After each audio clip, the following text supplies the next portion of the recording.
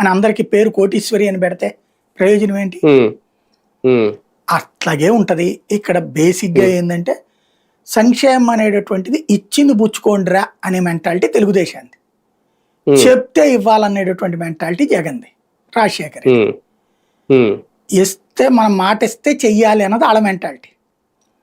మనం మాట ఇచ్చినంత మాత్రాన మనం అమలు చేయాలా అనేటటువంటిది చంద్రబాబు మెంటాలిటీ. ఇది దశాబ్దాలుగా చూశారు. చూసినా కూడా ఓటేసినప్పుడు మేబీ సంక్షేమం గురించి ఓటేసి ఉండకపోవచ్చు వాళ్ళు.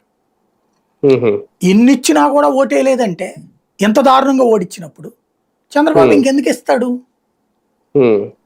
ఎందుకు ఇయ్యాలి? బేసిక్ గా ఎట్టా చెప్తున్నారా ముఖ్యమన్నా? అంటే ఓట్లు వేసారంటే దాని అర్థం అదే కదా. ఓట్లు దానికే అని ఎవరు చెప్పారు? అనుకుంటున్నాను నేను. మళ్ళీ ఇస్తారేమో బాబు గారు, మళ్ళీ అద్భుతాలు చేస్తారేమో నమ్ముండొచ్చు కదా. అదే అట్లా నమ్ముతారు. 3 సార్లు జరిగినా కూడా 3 సార్లు జరిగాక నమ్మితే వాళ్ళ అమాయకత్వం అది.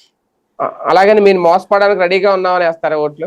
అంతే కదా. అంటే ఇది చెయ్యడు జగన్ ఇంతకంటే దుర్మార్గం. జగన్ వద్దనుకుని ఉండాలి అంతే. అంతే.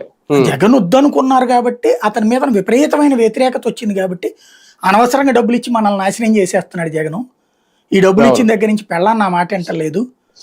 అట్లాగే నా మొగుడేమో మందు బాటిల్కి 250 రూపాయలు పెట్టి చేస్తున్నాడు కాబట్టి నా చేతిలో డబ్బులు లేకపోతే నా మొగుడు బాగుంటాడు అని చెప్పి భార్య అనుకుందేమో. అందుకని నాకు డబ్బులు అనవసరంగా ఇచ్చేసి నేను పాడైపోతున్నాను ఆ మహిళలు ఫీల్ అయ్యారేమో. అలా లేకపోతే ఆ మహిళలు ఓట్లు ఎందుకు పోతాయి? అదే కదా.